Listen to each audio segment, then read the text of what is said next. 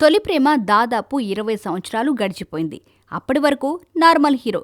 చిరంజీవి తమ్ముడు అన్న ట్యాగ్ల నుంచి పవన్ కళ్యాణ్గా, ఆ తర్వాత పవర్ స్టార్గా మారటానికి గట్టి పునాది వేసిన సినిమా 1998లో వచ్చిన తొలి ప్రేమ.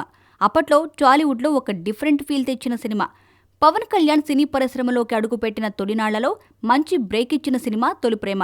కళ్యాణ్ నటనతో పాటు దర్శకుడు కరుణాకరన్ తోడవడంతో సినిమా బంపర్ హిట్గా మారింది.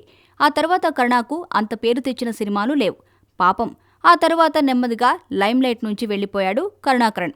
తొలి ప్రేమ తర్వాత మళ్లీ అంతటి సక్సెస్ను కరుణాకరన్ అందుకోలేకపోయాడు. డైరెక్టర్గా ఫెయిల్ అవుతున్న కరుణాకరన్ ఈసారి పవర్ స్టార్ పవన్ కళ్యాణ్ మేనల్లుడు సాయిధరమ్ తేజ్తో తొలి ప్రేమ 2ను తెరకెక్కించే పనిలో పడ్డాడట. ఇప్పటి వరకు వచ్చిన ఫ్లాప్లన్నీ మళ్లీ ఈ ఒక్క సినిమాతో తుడిచిపెట్టాలనే ఆలోచనలో ఉన్నాడట ప్రస్తుతానికి.